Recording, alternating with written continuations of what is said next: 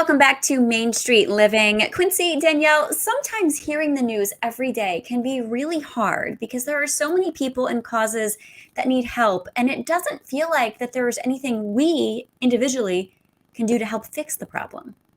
That's right. And the refugee crisis is one of those issues. There are now approximately 80 million displaced people around the world right now, and more than 30 million of those are children. Our next guest was one of those children when he fled as one of the Lost Boys of Sudan. Welcome in, Ger Duany. Ger, thanks so much for making the time for us today. Oh, thank you for having me. So, Ger, you're a refugee who fled Sudan during its civil war. What would you like people to know about your experience and what other refugees are going through today? Well, first, I'd like to thank you for you guys giving me time to hear my story, because I know everybody has a story, but some of the story, they don't come out. And then for me to have an opportunity to speak to people like you guys, then it's important for me to share my life journey. Being a former refugee is something that always remained with me. And then I never stopped talking about my own story to tell people what's going on, because these type of conflicts, they still displacing people. And even now, as I'm speaking to you guys, I'm speaking in South Sudan, in Juba, and it's the one country that been bleeding the world with the refugees behind Syria, and now we have Afghans. So I was a refugee in the 80s, now during our previous civil war, and that civil war, it led me to be in Ethiopia, living in refugee camps there, and then later on, I find another way to live in Kenya, and then from Kenya, then I find an opportunity to come to the United States. So my journey been very long, but it's always attached to looking for educational opportunity. Yeah. And that's the reason, I was separated from my family for over 20 years. I live in every state in America. And then I went to high school there. I went to university there. I played basketball. I find a ground to tell my own story. And looking back into those days to what's going on now, and then I never hesitate to speak about what's going on. And that's the reason I was a Goodwill Ambassador. Yeah. Well, Ger, after you moved to the United States, okay, you became a successful actor and model. Now that's pretty cool. Okay. So what was it like going from refugee to a thriving career, man? That's awesome. Well, we all refugees, we always looking for opportunity. We always looking for opportunity. And me going to the United States, we went there as a big number.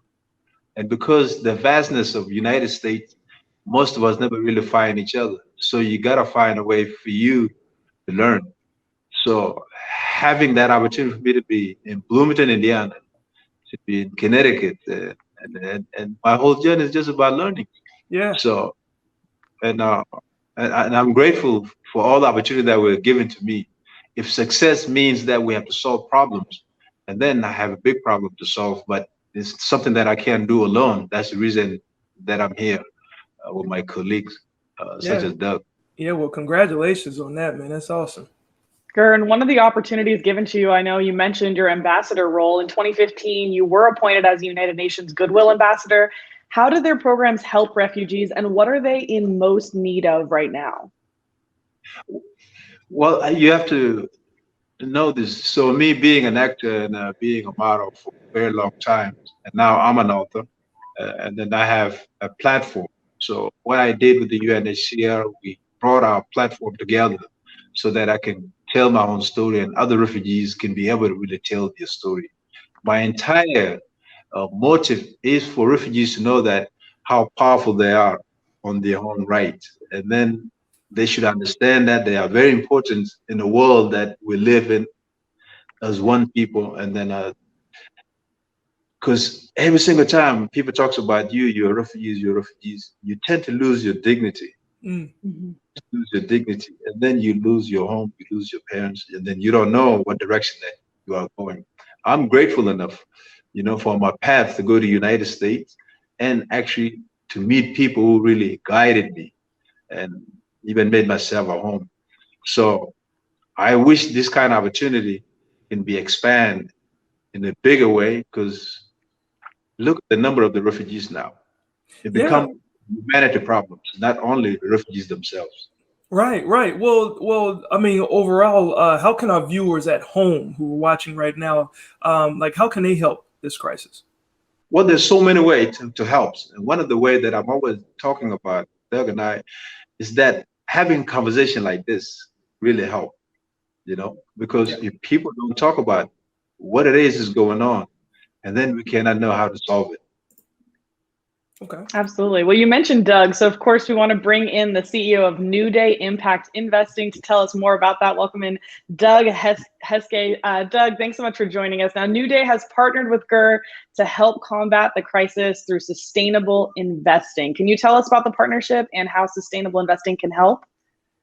Yes, absolutely. And I think that Ger had referenced a number of extraordinarily important points. And we have, as an organization, spent a lot of time understanding the intersection between refugees, inequality, climate change, and a wide array of additional existential threats that are threatening humanity today. They are so significant to us as a population, they may very well impact our ability to live healthy lives, or in fact, to even survive. And there's no better connection between humanity and climate change than the refugee crisis. Not only is it a problem for today, but a bigger one for tomorrow. The numbers, as Ger had referenced, are absolutely staggering right now. So, and then we think about this issue around climate change and rising sea levels, and it becomes even more important. So for every 1 meter rise in sea level, it's estimated that 100 million people will be displaced. So we're trying to solve this issue with many, many cohorts that we collaborate with. And what we try to do as an organization is get people informed, involved, and invested. And so first and foremost, our population needs to be more empathetic. These are not people that are leaving their homeland because they want to. They are being forcibly displaced. We need individuals and institutions to become better global citizens. We need to hire refugees. So the work that we're doing with Ger, the organizations that he supports, like the UNHCR, are essentially intended to drive action among corporate organizations that can bring about stronger integration opportunities for this massive population of people that are in the process of being displaced or have been displaced.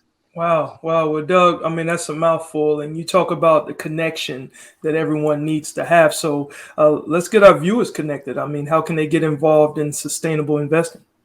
Well, I think the first thing to do is to think about this in a different way, that it's not just about investing, but it's really about aligning your values with the issues that you care about. Okay. And as I said earlier, there couldn't be a stronger connection among climate change and like living or running a healthier planet.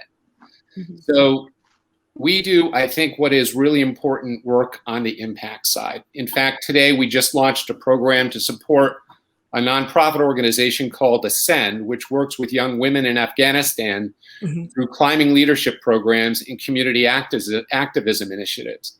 So we are in the process of building what is a very specific refugees portfolio that people can invest in. And we are also what is our diversity, equity, and inclusion portfolio, integrating really important characteristics for corporate organizations that are trying to drive this change. Organizations like Ben & Jerry's and UPS, which are all constituents of our portfolio. Okay. That's amazing. Yes. Amazing work you guys are doing at Newday Impact. Thank you so much for sharing your story, and Ger joining us all the way from the Sudan as well, and Doug as well. Thank you so much. Thank you.